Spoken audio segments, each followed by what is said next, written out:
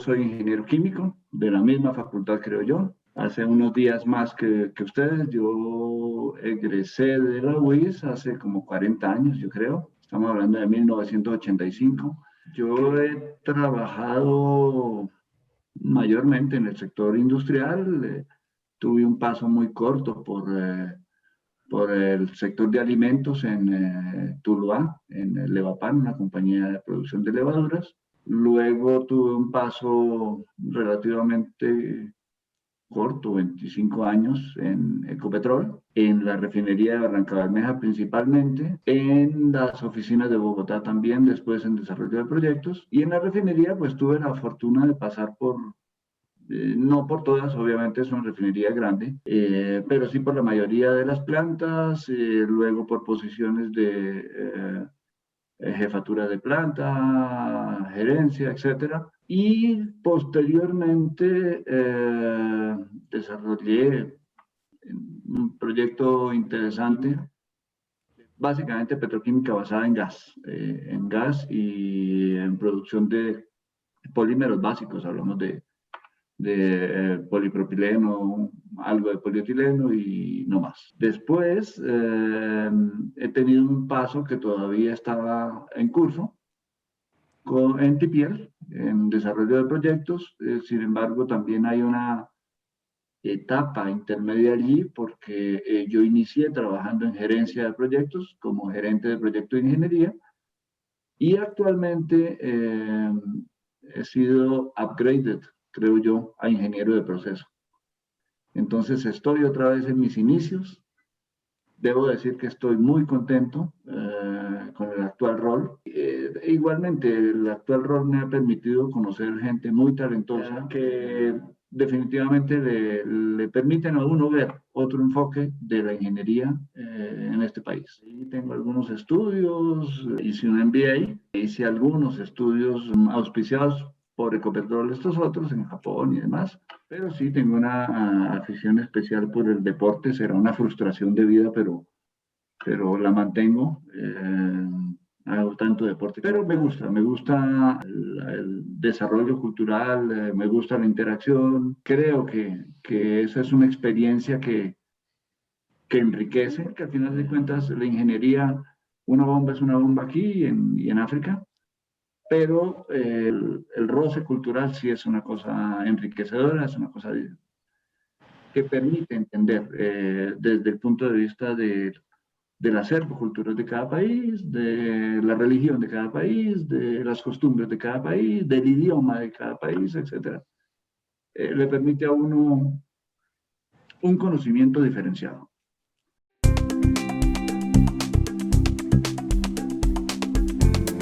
Yo realmente ingresé a la universidad en el año 79 a estudiar ingeniería de petróleos en el primer semestre. En realidad yo entré a petróleos porque como todos los niños en los colegios, en ese momento el boom era petróleos y a cualquiera que medianamente le fuera bien en química, lo encasillaban para allá. Y el gancho en ese momento, y estamos hablando del año 78, y era absolutamente cierto, es que los ingenieros petroleros eran muy apetecidos. Cuando me cambié a ingeniería química, cuando empecé a ver el pensum más adelante y empecé a ver que era pura geología y un poco de vainas ahí que realmente no eran de mi agrado.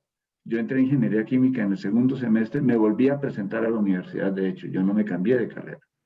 Las expectativas son las que los profesores le siembran a uno y en ese sembrar la responsabilidad es enorme porque allí se define realmente la satisfacción del estudiante con su carrera.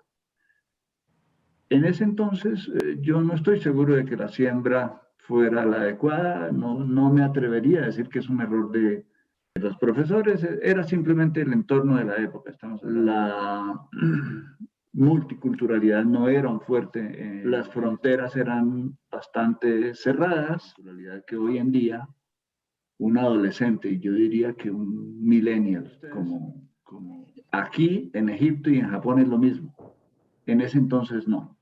Como anécdota simple, yo recuerdo el día que yo recibí la confirmación de que me podía ir a trabajar y a mí me parecía que yo me iba para la luna y solamente me iba para Tuluá. Y yo Esto para mostrar que realmente el entorno era diferente, el mundo era diferente, las expectativas eran diferentes, pero todos teníamos una claridad de que queríamos ser lo que después yo he dado en llamar obreros muy calificados, con muchísimas competencias técnicas que necesita la industria, pero como la mayoría ayer, antes de ayer y hoy, tampoco sabíamos cuánto sabíamos.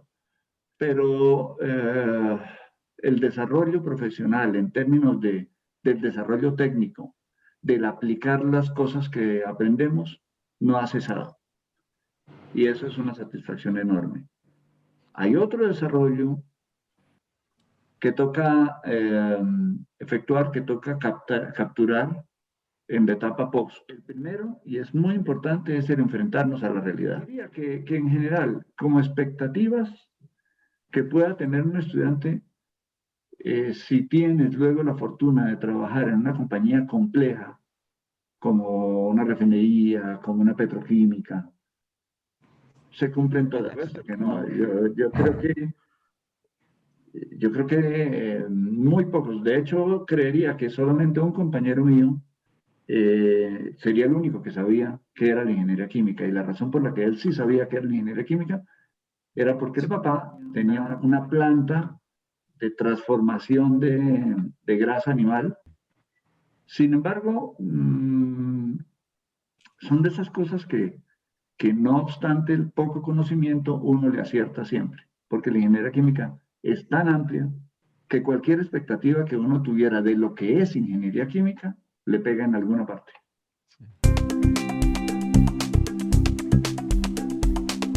La etapa de operador de planta, que tuve también la fortuna de surtir, no todos los ingenieros tienen esa posibilidad porque tampoco todos la quieren. No es un tema necesariamente fácil, es un tema en donde te tratan duro y aprendes a tratar duro a la gente. Y podría contar algunas cuantas anécdotas de lo que fue mi etapa de operador, pero es una etapa enriquecedora al máximo. Es una etapa en donde aprendemos que los equipos no son personas, pero son seres casi vivos. Aprendemos cómo huelen, aprendemos cómo suenan y aprendemos cómo suenan cuando no trabajan bien. Y una cosa es leer en los libros que una bomba cuando cavita suena como si estuvieran haciendo crispeta. Ese es un símil que realmente no es así. Cada bomba tiene su huella particular y hay que aprender. Cada bomba no es lo mismo. Una bomba de una absorbedora de amina, cuya cavitación tiene una característica específica, que una bomba de cima de una butanizadora que suena de otra manera. Y ambas son bombas, ambas son centrífugas y ambas cavitan. Entonces esa etapa le permite al ingeniero relacionarse de una manera muy íntima con los equipos, con la planta, con el proceso, saber cuándo un intercambiador trabaja bien o trabaja mal. Es una cosa de ponerse el casco, salir al campo, tocar el intercambiador, tocarle la barriga, ver dónde está caliente, ver dónde está frío, sentir dónde está vibrando, etcétera, etcétera. Ese tipo de cosas. No, la verdad que esa sensación de que uno está temporalmente allí le dura unos 4 o 5 años. Porque en esos primeros años uno se da cuenta que Barranca es uno de los mejores sitios para vivir que existen. Y los días se van uno detrás de otro, con los meses, con los años y con la vida. Entonces, uno no piensa realmente que se va a pensionar. Ese día también llega sin darse uno cuenta, porque uno siempre está pensando o en el proyecto en que está, o en la planta que está, o en la emergencia en que está. No todos los días son buenos, por supuesto. Hay días muy tristes, hay accidentes muy dolorosos, pero todo forma parte de la historia que uno lleva y que le hace querer ese sitio. Pero diría que a través del tema que estábamos desarrollando, de lo que es un ingeniero químico y qué es la aplicabilidad del campo de la ingeniería química, diría que en una refinería el ingeniero químico es el rey, pues. Decíamos allá que es la persona que más puede comprender la refinería como un todo, porque la refinería no son solo procesos y mucho menos son procesos aislados, suerte de integración de 62 plantas o más, hay que gestionarlas, hay que gestionar personas, hay que gestionar equipos, hay que gestionar ventas, compras, etc. Entonces, es un mundo complejo y la especialidad que mejor la entiende es el ingeniero químico, indudablemente. Que alguien le hable a uno de proceso con emoción, los ingenieros químicos, nadie más. Los demás hablan como algunos conductores hablarán del camión, pero realmente no sienten el proceso. Los ingenieros químicos sí.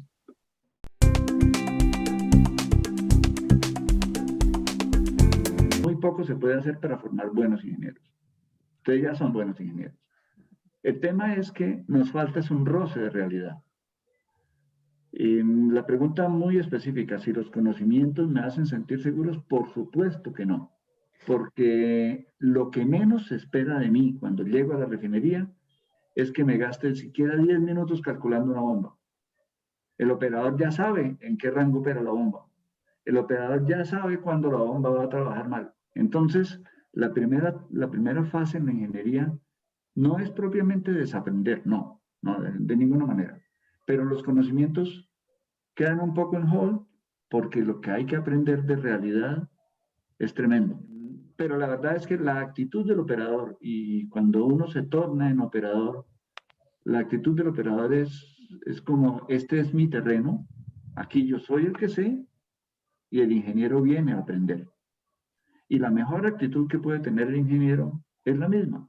Este es su terreno y yo vengo a aprender. Lo que la universidad tendría que ver a ver es cómo formamos ingenieros con roce industrial.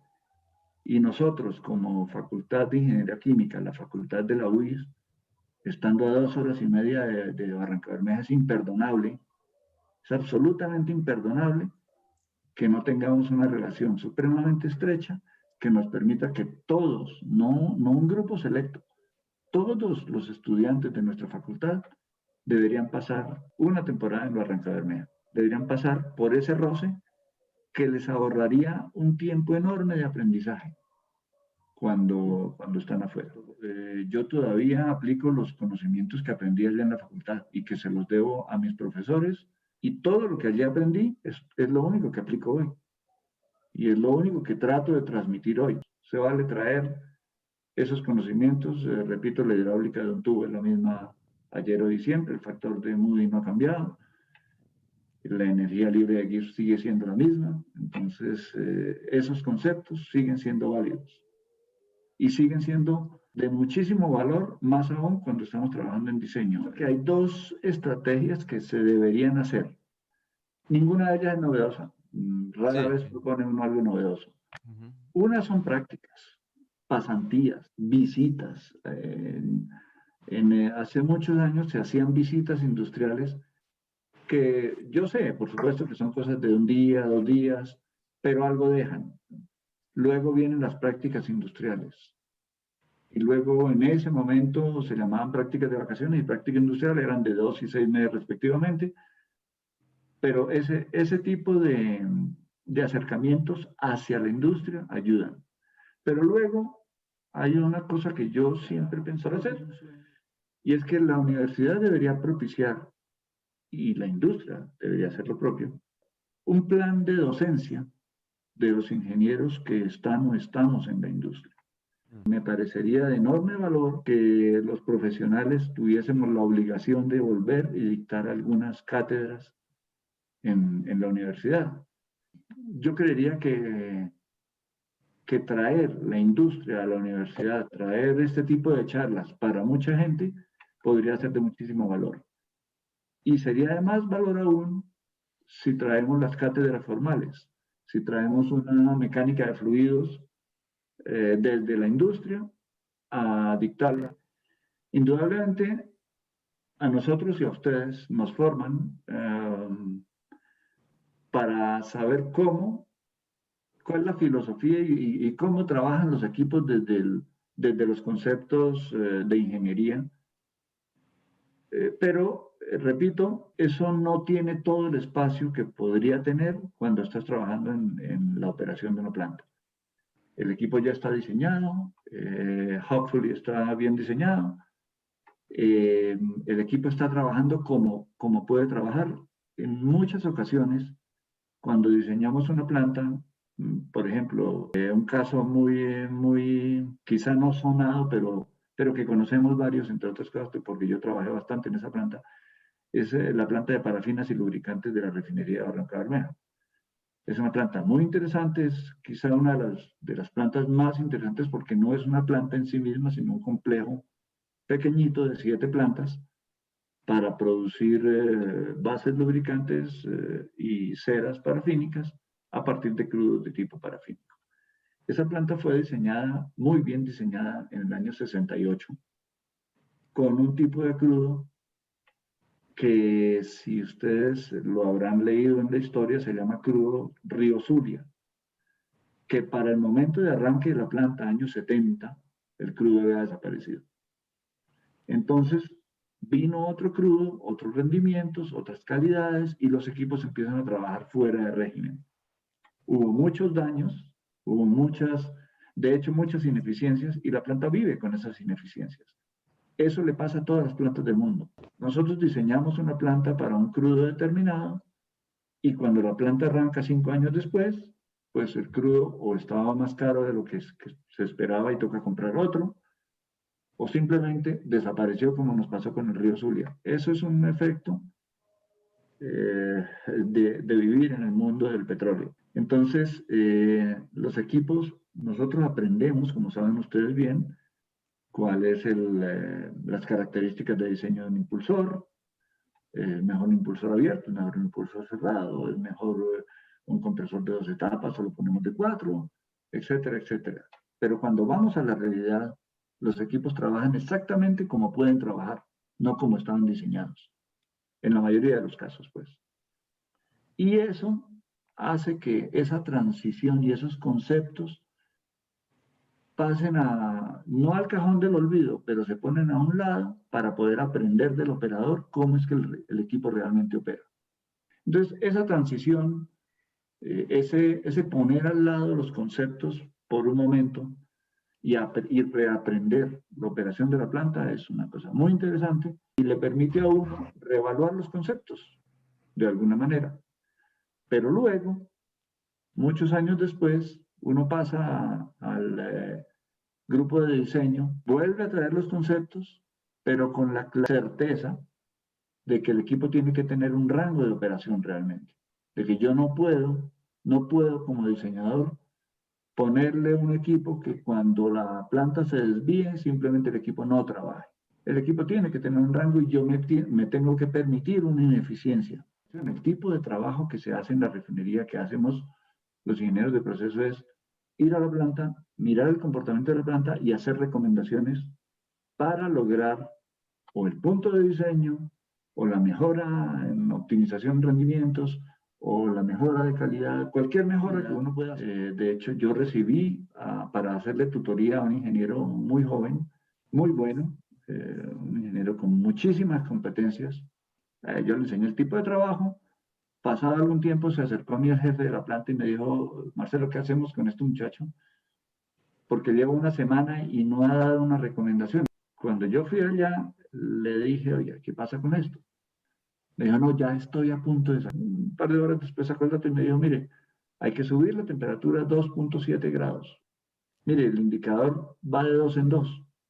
O usted le sube 2 o le sube 4. Allá no se le pueden subir 2.7 grados. Entonces, para decirle esto, hace una semana yo le hubiera dicho: súbale 2 grados. Y si necesita después, súbale otros 2. Y luego bájele. Esto es prueba y error. Somos prácticos. Entonces, ese roce es el que le permite a uno también aterrizar a la realidad lo que son los cálculos de ingeniería. Rara vez busco que sepan calcular siquiera un eyector. No espero que me reciten la transformación de energía en el borde pues, de un impulsor, de una bomba. Y tampoco espero que me hablen del equilibrio termodinámico en un plato de LBGO en una columna fraccionadora. No tienen por qué saber eso. Y no me importa que lo sepan porque esas son las cosas que, que se aprende en el camino. Esas son las cosas que yo sé, y no porque salí de la facultad, las sé porque vivo en esa vaina. De hecho, cuando uno iba a entrar a la refinería, había unos jefes, empezaban a preguntar cosas como esas. Bueno, dígame usted qué hace si la presión en la cima de la torre empieza a bajar. La respuesta correcta es, no tengo ni idea. No sé, dígame usted, yo nunca he estado al frente de esa vaina. Las competencias técnicas son responsabilidad de la universidad. El título avala que sabemos lo que tenemos que saber. Pero luego sí hay unas competencias que se necesitan. La capacidad de escucha, la capacidad de trabajar en equipo, la capacidad de trabajar bajo presión. Trabajar bajo presión en una refinería es otra cosa, es trabajar con la certeza de que pasan cosas muy serias cuando no se cumple. Tan serias como que se compromete la vida de las personas, la integridad de los equipos, la producción, lucro cesante, etcétera. Esas habilidades se deberían desarrollar en la universidad. La universidad debería fomentar el trabajo en equipo, debería fomentar el logro de equipo con el aporte individual. Por supuesto que sí hay un nivel de conocimiento técnico que se tiene que tener. Yo siempre digo que eso lo provee la facultad, pero casos se han visto. Y en la vida he visto algunos en donde uno dice, no, yo no, francamente no entiendo cómo llegó aquí. Pero repito, no se trata de hacerle un examen de admisión a una compañía pasando por los últimos 4 semestres de la facultad. Eso es absolutamente waste of time. No no tiene ningún sentido. En muchos momentos, el primer momento en donde lo pensé es cuando mis compañeros de petróleo empezaron a ir a trabajar. Entonces yo creo que es normal que haya momentos de desazón, momentos en donde uno dice, sí estoy en lo que debo estar, porque el enamoramiento no es de todos los días. Cuando un operador prácticamente le dice a uno, mire, su ingeniería aquí no sirve. Aquí lo que sirve es que usted obedezca. Claro que hay momentos de duda, pero cuando uno considera seriamente esas dudas, por lo menos mi experiencia es que siempre vuelvo al mismo punto. Esto es lo mejor que podía haber escogido. Decía, y no es una frase mía y entonces tengo que decirte quién es de Luis Joya, decía, la ingeniería química es una profesión de satisfacciones personales y de regaños públicos, algo así decía él. Y efectivamente así es. Cuando el ingeniero del proceso se equivoca, las cosas son muy graves y lo señalan. Y cuando el ingeniero del proceso hace las cosas bien, para eso era que lo teníamos aquí. Y nadie lo va a llamar a decirle, mira, Alina, ¿cómo hiciste las cosas de bien? No, para eso era que te habíamos contratado. Pero equivóquese. Y verá que si yo me equivoco, la torre se compra mal. Si la torre se compra mal, la planta no va a operar, pero nunca. Y me lo van a recordar toda la vida. Entonces, los errores de los ingenieros del proceso se vuelven públicos. Los aciertos son privados. Claro, si hay alguna profesión, diría yo, hacia la industria que tiene futuro, es nuestra ingeniería química. No quiero decir con ello que un ingeniero de sistemas no lo tenga o cualquier otra profesión, pero claramente los procesos seguirán más allá incluso del paradigma energético y más allá de las afugias que nos puedan asistir a los que hemos trabajado muchísimos años en el campo de la energía fósil, la ingeniería química está presente en absolutamente todos los sectores, en absolutamente todos los sectores. Si nuestro país, que es un país con un potencial energético importante, decidiera con seriedad a partir de la academia, por supuesto, pero más allá hubiese voluntad política para desarrollar campos de energías alternativas, los líderes tendríamos que ser los ingenieros químicos. No lo veo de otra manera. Las demás disciplinas son con el debido respeto, por supuesto, pero son habilitadoras del concepto. Nosotros somos el concepto. La ingeniería química es el concepto, es la esencia.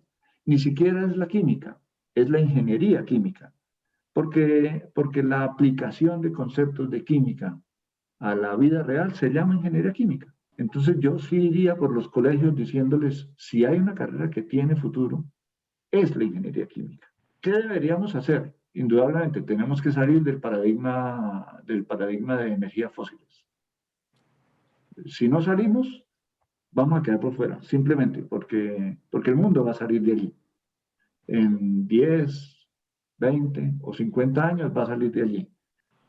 Entonces, nosotros sí tendríamos que estar buscando energías alternativas.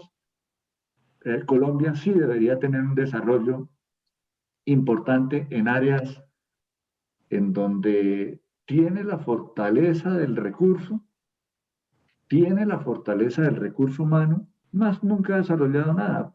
Es campo, hay. Entonces sí creo que hay muchísimo futuro en la medida en que sigamos formando ingenieros con el concepto de la ingeniería base, tendremos el material. Ahora, la universidad, repito, tiene una responsabilidad enorme en el enfoque de los ingenieros y en el acercamiento con la industria para que esa materia prima realmente empiece a producir temprano, como le gusta a la industria, y con calidad, como lo requiere la industria. Y para eso, pues yo volvería a las dos estrategias que conozco y propongo, y es hacer un acercamiento bilateral. Es acercarnos de la manera convencional con los estudiantes a la industria, pero acercarnos desde la industria, forzar, yo no sé si por ley, yo no sé si por acuerdos interinstitucionales, pero promover o inclusive en lo personal, promover que los profesionales de algún momento vuelvan a la universidad. Se sorprenderían de que haya muchos que quisiéramos, aún si no hay convenios, aún si no hay nada, pues simplemente dejamos lo que estamos haciendo y vamos a la universidad, porque repito, mi experiencia personal es que uno crece muchísimo cuando interactúa con los estudiantes. Nosotros no tenemos límites. La ingeniería química tiene tantos campos que no le permite a nadie aburrirse. No hay límites a la creatividad, no hay límites a la aplicabilidad, incluso desde la óptica de una persona que decida en un momento dado retirarse. La ingeniería química es el mejor activo que puede tener. Si yo miro mis perspectivas y mis prospectivas, el mejor activo que tengo es mi carrera. Hoy en día, aunque tengo metas en otros campos de la vida, sí tengo una meta y tengo un sueño que no he podido, y es volver a la academia, es volver es llegar a los estudiantes. Eso sí, yo creería, repito, como lo dije hace un rato, que debería ser una obligación, que todos los profesionales después de tanto tiempo tienen que volver a la academia y pagarle a la universidad los conocimientos que de allí sacaron. Pero yo creo que el pago real que deberíamos dar todos los profesionales por lo menos de este país, porque uno diría uno que es el deber ser en toda la humanidad, pero ojalá fuera en este país, el pago sería que de alguna manera volviésemos a la universidad y transmitiéramos los conocimientos de una manera estructurada, por supuesto. Tendríamos que aprender a ser docentes porque, entre otras cosas, ese es un sueño mío, pero a la vez es un temor. Es el temor de no ser capaz de transmitir las vivencias que uno tiene de una manera estructurada y de una manera tal que le generen valor agregado a las personas. Transmitir conocimientos es lo más satisfactorio que uno puede hacer en la vida. Eh, enseñar, si esa pretenciosa palabra se me permite utilizar, sería lo mejor que uno puede hacer realmente. Yo prefiero decir transmitir conocimientos porque en realidad yo aprendo y creo yo sinceramente que aprendo más de lo que enseño cuando interactúo con cualquier persona. Uno no va a trascender más allá de lo que ya es, salvo lo que pueda enseñar, porque es mi única oportunidad de trascender lo que yo pueda dejar en otras personas. Esa es otra de las habilidades que habría que, o más bien de las habilidades, de los intereses que habría que fomentar en las personas. El ansia, el hambre de aprender y la disposición para aprender de cualquier persona. Ujú. Y en particular de los jóvenes, porque tenemos la tendencia a menospreciar el conocimiento que tienen los jóvenes. Digamos que no me atrevo a menospreciarlo en el campo técnico porque tienen tanta formación como pueda tener yo, pero sí existe la tendencia muy marcada y yo no me eximo de ello, de pensar que en los otros campos de la vida no me podrían enseñar nada. Y la verdad es que sí.